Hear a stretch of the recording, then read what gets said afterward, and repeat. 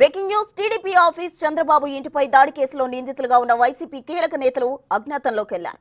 TDP office పై దాడి కేసుకు సంబంధించి ఇవాళ హైకోర్టులో విచారణ జరగనుంది. సజ్జల, లేలా అప్పిరెడ్డి, సురేష్, ఆళ్ల రామకృష్ణారెడ్డి ఇందులో పాల్గొన్నారు అని వార్త వినిపించింది.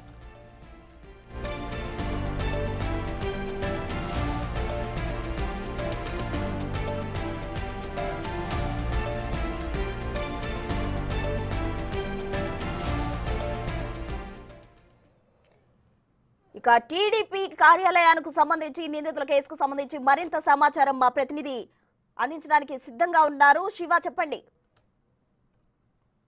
చూసుకుంటే కనుక ఏపీ హైకోర్టులో వైఎస్ఆర్సీపీ నేతలకి షాక్ తగిలిందని చెప్పుకోవచ్చు. తెలుగుదేశం పార్టీ కేంద్ర కార్యాలయంపై దాడి ఘటనకు సంబంధించి మొత్తం వైఎస్ఆర్సీపీకి సంబంధించిన 7 నేతలు ముందస్తు బెయిల్ పిటిషన్ దాఖలు చేశారు. 2 నెలల కాలంగా కూడా 15 రోజులు 10 రోజుల చొప్పున హైకోర్టు కేసును వాయిదా వేసుకుంటూ వచ్చింది. ఈ నేపథ్యంలోనే వారికి అప్పటి వరకు ఓడ లభించింది. తాజాగా ఈ కేసుకు సంబంధించి కూడా సజ్జల రామకృష్ణారెడ్డి, రేళ్ల అప్పిరెడ్డి, ఆళ్ల రామకృష్ణారెడ్డి, నందిగం సురేష్, దేవినేని అవినాష్, తలశీల రఘురాము ముందస్తు బెయిల్ పిటిషన్ కావాలని చెప్పి కూడా ఏపీ హైకోర్టులో పిటిషన్ దాఖలు చేశారు. అయితే హైకోర్టులో వీరంతా వేరువేరుగా పిటిషన్లు దాఖలు చేసిన నేపథ్యంలో 2 పిటిషన్లకు సంబంధించి హైకోర్టులో విచారణ చేపట్టింది. ఈ 2 పిటిషన్లకు సంబంధించి దీంట్లో లేళ్ల అప్పిరెడ్డి, దేవినేని అవినాష్, నందిగం సురేష్, తలశీల రఘురాములకు సంబంధించి వాళ్ళకి బెయిల్ తిరస్కరిస్తూ కూడా ఏపీ హైకోర్టు తన తీర్పుని వెలువరించింది. అలాగే తమకు సంబంధించి కూడా సుప్రీంకోర్టుకు వెళ్ళడానికి అప్పీల్ చేసుకునేందుకు 2 వారాల పాటు అరెస్టు నుంచి రక్షణ కల్పించాలని చెప్పి వైఎస్ఆర్సీపీ నేతలు చెప్పిన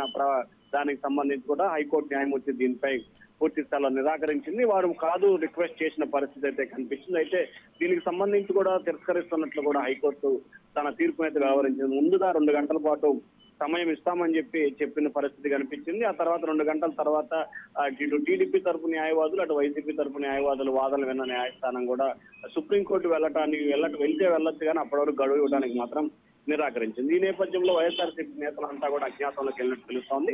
మరొక వైపు చంద్రబాబు నివాసంపై దాడి యత్నం కేసులో కూడా మాజీ మంత్రి జోగి రమేష్ వేసిన బెయిల్ పిటిషన్ కూడా హైకోర్టు డిస్మిస్ చేసింది. అతనికి కూడా అరెస్టు నుంచి ఉపశమనం కావాలని కోరినా కానీ హైకోర్టు అయితే అతను ఉపశమనం లభించలేదు. సో ఈ నేపథ్యంలో సజ్జల రామకృష్ణారెడ్డి, అలాగే రేళ్ల అప్పిరెడ్డి, దేవినేని అవినాష్, తలశీల రఘురాం, అలాగే నందిగం సురేష్, మాజీ మంత్రి జోగి రమేష్ వీరంతా కూడా అజ్ఞాతంలోకి వెళ్ళినట్టు తెలుస్తా ఉంది. అయితే ఇప్పటికే నందిగం సురేష్ ఇంటికి మంగళగిరి రూరల్ పోలీసులు వెళ్లారు ఆయన అరెస్ట్ చేసేందుకు. అయితే ఆయన ఇంట్లో లేనట్టు కూడా తెలుస్తా ఉంది. ఆయనకి బాపట్ల ఉన్నాడనే సమాచారంతో అక్కడికి మరో బృందం కూడా వెళ్ళినట్టు తెలుస్తా ఉంది. ప్రస్తుతం.